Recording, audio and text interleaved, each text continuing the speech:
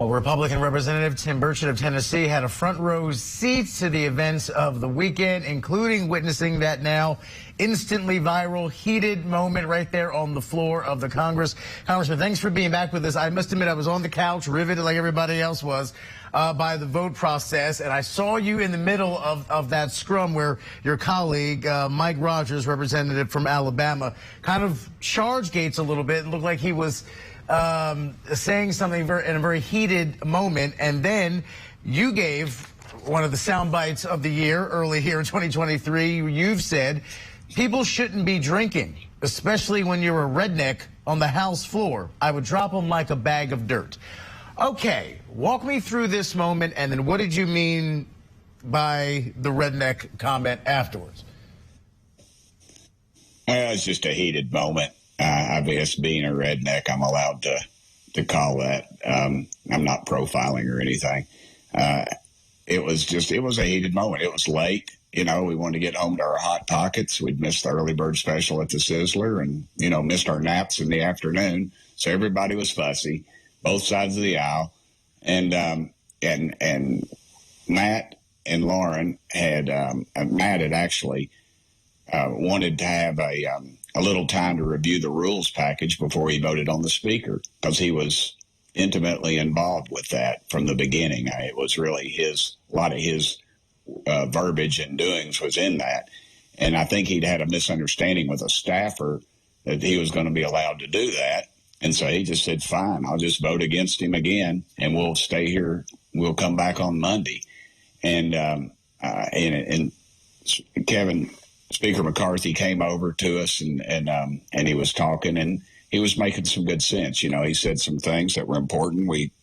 There was members that were there that had flown back in.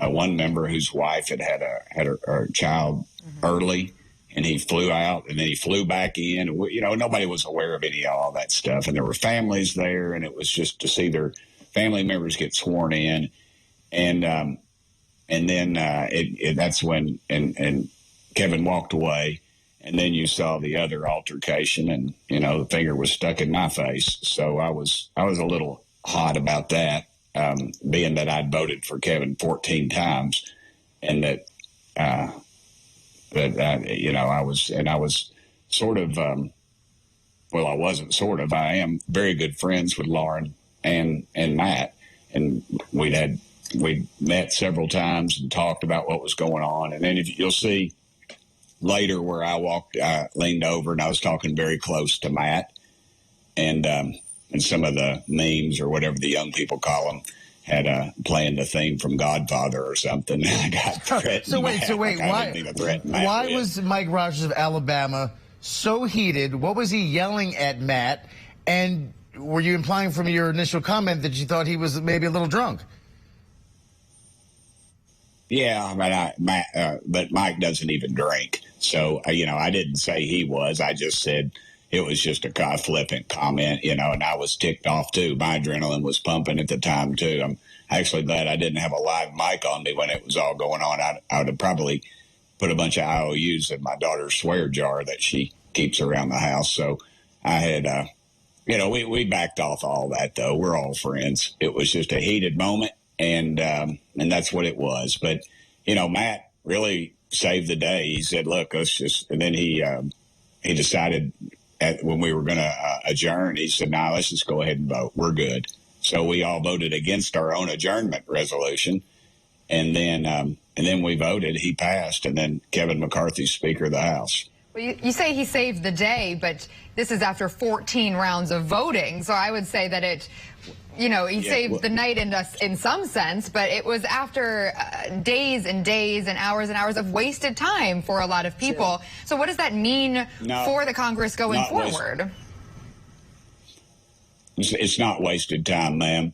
Things are in that budget, in the rules package that need to be. In the past, say the transportation bill, and I've talked about this before, we spent 16 hours on a markup of marking up that bill. It was passed out. The transportation bill it was over $1 trillion. It went to the Speaker's office and the Rules Committee. They basically rewrote it.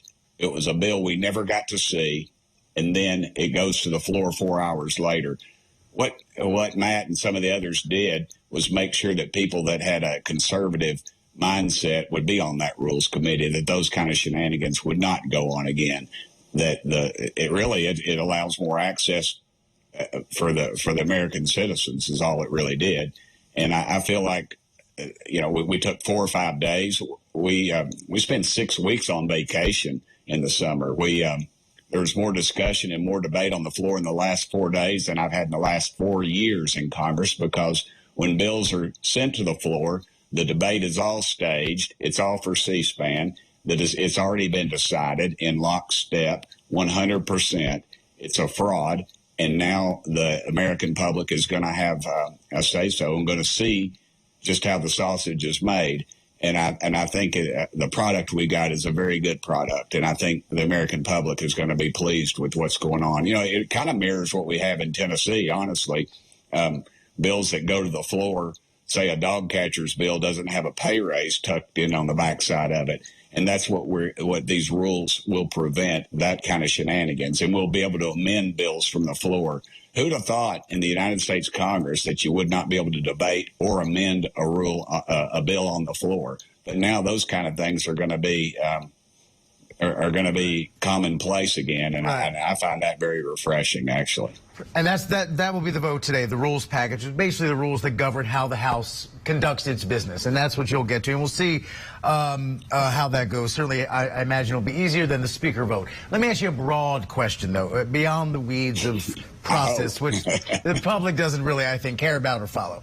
But I want to ask you this, too. The narrative, as you well know now, is that Kevin McCarthy gave up a lot to become Speaker. And the Freedom Caucus and those 20 holdouts, even though that number obviously dwindled and ultimately went away, showed their power and have made it very clear they intend and are unafraid to use it. Do you think that Kevin McCarthy, in all the negotiations to get to where he is now, gave up so much that, one, it makes him a weak Speaker, particularly because the Republican majority is slim? No, I do not. As a matter of fact, I think it makes him stronger, because the American public will be behind what he's doing, because in effect, he will be a voice for the American public, not just a couple of lobbyists in a back room and yielding to what Chuck Schumer or some of the others want. And in fact, I think it gives him more power, because the American populace will be behind him on this, and they will see that he has, when he yields that hammer, or that gavel, I guess as the case may be, that it will be in the hands of the people of the United States of America and not a few backroom lobbyists, which is what the case has been for many years. All right, Representative Tim Burchett, thank you so much for your insight today and for coming on with us early this morning. Appreciate your time. Thank you. Get to the Sizzler tonight. Get to the Sizzler, Thank y'all so much. Get to the Sizzler. Dadgummit, I got to get my coupons. Thank you.